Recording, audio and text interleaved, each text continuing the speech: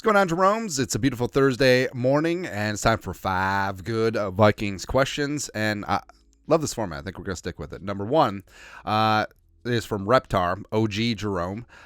Is it actually possible to re-sign JJ Kirk and DL and Darisaw? I know we got Thug Life Rob Brzezinski working the cap, but all bias aside, can we actually retain those guys and have depth elsewhere? If not, one or two of them do you pick, and one or two do you let go? If it came down to it, say it's Cousins and JJ and DL, I would pick JJ and DL.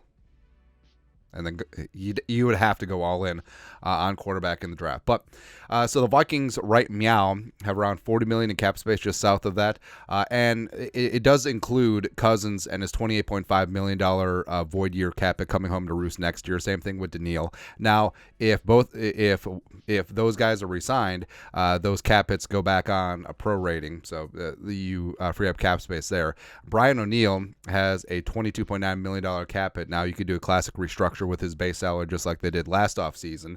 Justin Jefferson is carrying a $19.743 million cap charge with his fifth-year option. Now, with an extension, that would ideally lower that down to a manageable number. It's exactly what happened with Hockenson. Hockenson was coming in with a, I think, almost $10 million fifth-year option cap hit, and when he signed his extension, that went all the way down. And then with Harrison Smith, so if Harrison retires or is released, the Vikings can save $11 million in change, and Hockenson can restructure his deal. So, I mean, there's always ways to find money in the banana stand, and you're going to be good to go. And I know what you're saying. Oh, you're just kicking the can down the road. Number one, the value of a dollar in the future is less than the value of a dollar right now. Actually, that applies to U.S. currency too. But again, the cap is going to rise precipitously with the TV deals as well as the gambling money. And also, they don't charge interest when you kick the can down the road. Now, you can get in trouble with that. Look at the Saints. But the Saints did it very stupidly. And with Brzezinski, he has done it judiciously in terms of taking void years and kicking the can down the road. It's very dumb to take on dead cap hits on guys who aren't going to be part of the team. That's why that's why they didn't restructure Thielen 2 years ago.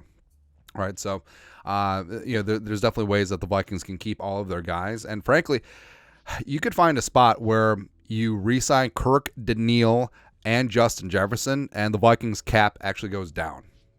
Depending on how they structure it. So that's where we're at right now. This one, all right, so this one was fun.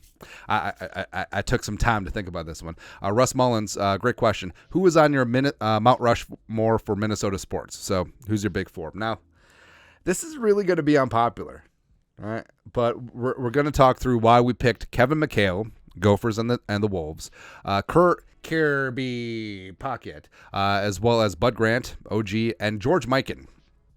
I know that looks like a picture of your grandfather, the accountant, but that's George Mikan. George Mikan, a.k.a. the Shaq of his era. Yeah.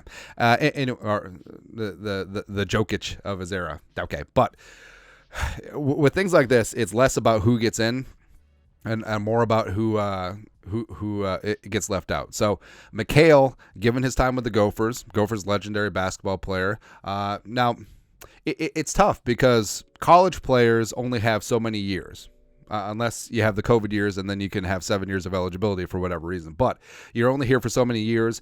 But if you're able to double dip in Minnesota sports, like McHale did coming back as executive as well as part-time coach for the Wolves, or Bud Grant, who was a three-sport athlete with the Gophers and coming back coaching the Vikings. So that definitely does have an advantage. But Kevin McHale, Gophers basketball legend, and he really jump-started the Wolves during the KG era, so he definitely deserves some credit there. Now, I was going to go Flip Saunders because Flip had a very, their teammates back in the day. He could have gone Michael Thompson too, but McHale, I guess he can't really count the titles with the Celtics since it's not really Minnesota. But McHale had himself a great college career, as well as he really developed Timberwolves basketball, so he deserves credit there. And again, I almost went Flip Saunders, similar thinking, but RIP. Rest in power. Flip is amazing, man. Kirby Puckett, 2 World Series. I mean, easy peasy lemon squeezy there. Bud Grant, so Gophers star, 3 sports. Also played for the Lakers, which is awesome, man. And then he coached the Vikings before Super Bowl. Right? So Bud Grant deserves to be on there. George Mikan. So George Mikan won like 7 titles back in like before the NBA when there was like nebulous leagues, and he didn't go to LA with the Lakers. He was done by them. So he was the standard bearer for the Minneapolis Lakers, which, by the way, this has been talked about like LA doesn't have lakes. They have like a man-made river and some culverts, but it's whatever. But people who didn't make it. So Harbin Killebrew, yes. Herb Brooks, Dave Winfield, who is a Gophers legend in basketball and baseball, as well as played for the Twins for a hot second. Fran Tarkenton, obviously. Bronco Nagurski from back in the day, Gophers football and legend. But also a lot of Bronco stuff was with the Bears, so screw him. I'm not really a hockey guy, but Dino Cicerelli, Mike Modano, sure. Randy Moss, Adrian Peterson, Kevin Garnett got left off. Lindsey Whalen was a baller. Alan Page, Adrian Peterson, Joe Mauer, Tony Oliva, Rod Carew, Lou Nanny.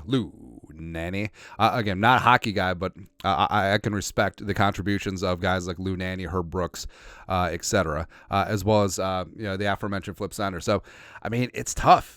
It is really tough. And I think that your Mount Rushmore is definitely biased to your era because, if it's just me, I would put up Kirby Puckett and Randy Moss and Kevin Garnett and open space. I don't know, maybe JJ or something like that. But, again, I was trying to dig deep and give respect to the eras and go back in the day. So those are my 4. Flame away. Also let me know your Mount Rushmores for Minnesota sports down below. Scott Salt. Scott's Alt. Start it up. Does Kevin O'Connell give a play calling next year? So a lot of fans, ourselves included, criticize Mike Zimmer towards the end, where obviously he was a great defensive mind, but he had to be the head coach of the whole team. And it did feel like his management of the entire game, which you have to be as a head coach, you have to be CEO, as well as you have to basically just manage the game, manage the clock, manage situations. It felt like him and his defensive play calling took away from that.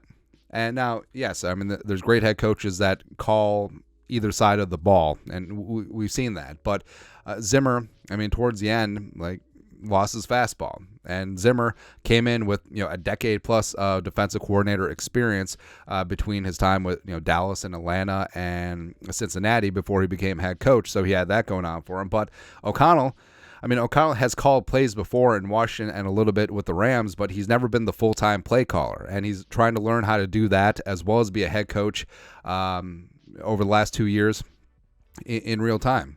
And O'Connell's had some successes. He's had some misses. But are we seeing like a progression?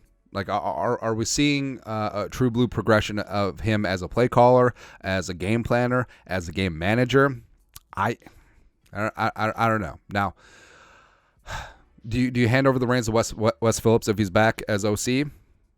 Maybe. I think it's something that Kevin O'Connell should consider because there's only so much bandwidth that you have on game day. And if he's concerned about, hey, in terms of like down and distance, in terms of what's going to happen with the next play call as opposed to just managing the game, that's a lot of plates to juggle, especially for a guy just figuring things out. And I don't know. Next is Follow Your Light.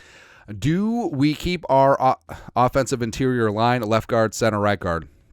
Now, what's interesting is this must be a typo because it appears that the Vikings could get out of Bradbury's contract and save $5.7 million in cap space with no muss, no fuss, zero dead.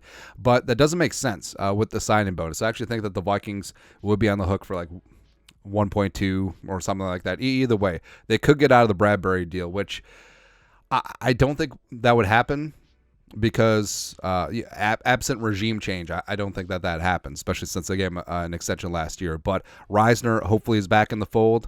Ed Ingram is going to be here at right guard. Ed Ingram actually really stepped up nicely at times last season. So I think it will be those three. But I would love if the Vikings brought in some veteran depth that would actually be pushing, Reisner, Bradbury, Ingram. Again, signing a guy like next year's Dalton Reisner. I don't have the full free agent list in front of me, but someone who could come in and potentially start at guard or center. And I like Chris Reed. I like Austin Schlutman. They're solid backups, but neither of them are really going to be pressing the envelope. Or if the board breaks right, spending a fourth round pick, fifth round pick on interior offensive line help and getting guys that you can develop and go from there. Yeah, so I think it's likely going to be those three, but also I want some depth and competition at that spot. Lastly, Drew Wanzek, is it wrong to root for the Lions for the NFC side at least? Yes, it's absolutely wrong. Now, I understand the thinking is like, well, hopefully our division does good, and hopefully the Lions and the Packers win, and then we could say that, hey, we lost to the Super Bowl champions. All right, and this goes back to like college football, college basketball. So I'm listening to a book now about the formation of the Big East, the basketball powerhouse when they got together. And first off, those teams hated each other. Like Georgetown, Syracuse, St. John's, let's go, baby, let's go. But when it first started out, and they were trying to challenge the ACC for basketball supremacy, Georgetown got on the board with a national title. I mean, sure. I mean, the conference was probably rooting for them to add validity. Ain't happening in the pros. No, F that ish. No, I do not want the Lions to win the Super Bowl. I do not want the Packers to win the Super Bowl. I want them to bomb out in the first round. F them. It's like, well, in college, like if you have an established conference, do you think that Ohio State was rooting for Michigan in the national title game? Oh, just go get them. Go get them for the Big Ten, which is expanding. Classic Big Ten teams, Rutgers and USC. They rooting for the old Big Ten? Come on, man. No. F the Lions, F the Packers, F your face, F everyone else. Go Ravens, Niners. I could stomach that.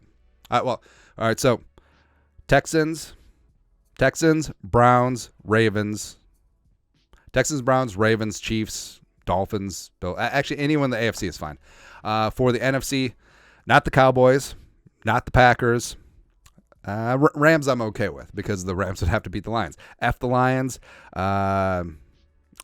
Buccaneers, fine. Eagles, obviously not. And Niners, sure. That's it, man. But your thoughts are thoughts. 5 good questions on this beautiful Thursday. Let us know your thoughts and our thoughts in the comment section below. Subscribe for daily Vikings takes. Want to support the work? Put a little something in the Venmo. But till next time, Skull, production value.